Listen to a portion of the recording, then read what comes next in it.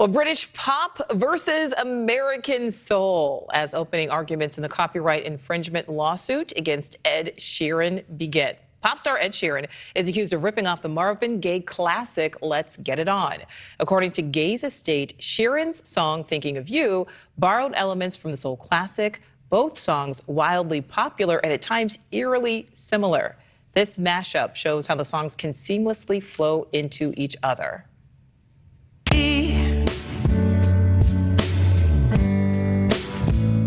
And baby, man, trying to hold back this feeling for so long. Heart could still fall less hard at 23. And if you feel like I feel, baby, and I'm thinking about how. Come on.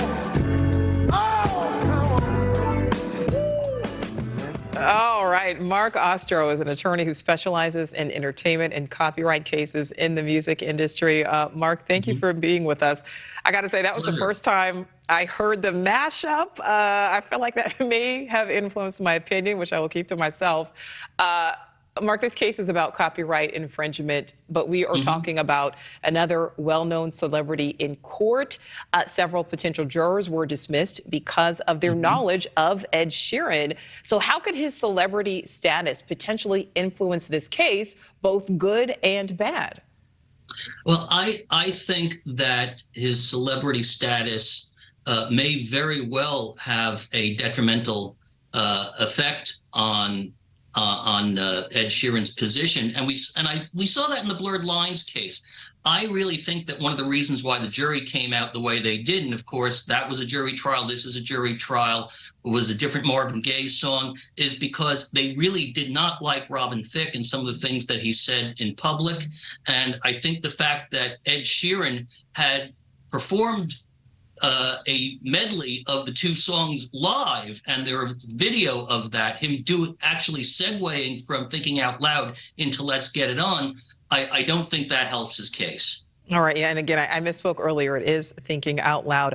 I want to talk about the Robin Thicke case in just a minute, but still focusing on this one. This suit was actually filed back in 2017. It's just now finally moving forward. How long do you think this will end up being litigated? Well, you know, it could settle tomorrow after opening arguments. I mean, we saw that with the Fox News case where they had already impaneled the jury, and then it settled. So settlements can happen at any time.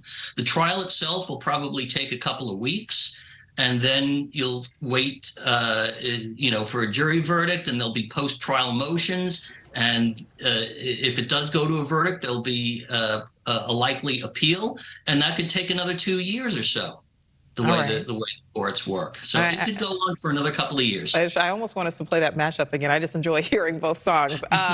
Marc, this lawsuit is coming from the daughter of the co-writer of the Marvin Gaye song. But Gaye's family and his estate had previously sued other artists and won. Obviously, you brought up Robin Thicke and producer Pharrell Williams back in 2015. So that was successful, but this is not necessarily a slam dunk against Ed Sheeran. No, and there are a couple of reasons for that. One, the Blurred Lines case was basically the high watermark for these cases. And most, if not all, of the high-profile cases that have gone to trial, and you've had appellate decisions that have followed, including the Stairway to Heaven case and the Katy Perry case, the defendants have prevailed because I think the courts feel possibly that with Blurred Lines, where there wasn't really an exact infringement, like a melody or something that you could put your finger on. It was this constellation of similarities, and I think the juries are starting and the appellate courts are starting to back away from that. So that's one trend.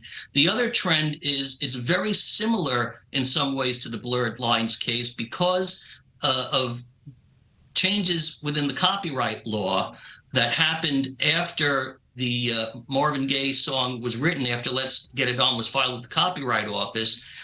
What was at issue in Blurred Lines and Stairway to Heaven and a lot of older songs prior to 1978 is when you're only dealing with the song and not the recording, and that's what the heirs of the co-writer have an interest in, the song, not the recording. You had to use the lead sheet that was the deposit copy that told the Copyright Office, this is the work being registered, and there's limited information in a lead sheet. It's not as fully realized as the full recording. So that is a bit of an uphill battle for the plaintiffs to prove actionable similarities between the gay work and Ed Sheeran's Thinking Out Loud. All right, really quickly, Marc, we have 5 seconds left. If I have to put you on the spot, who do you think wins this one? Oh, that's a hard one. You don't have to answer.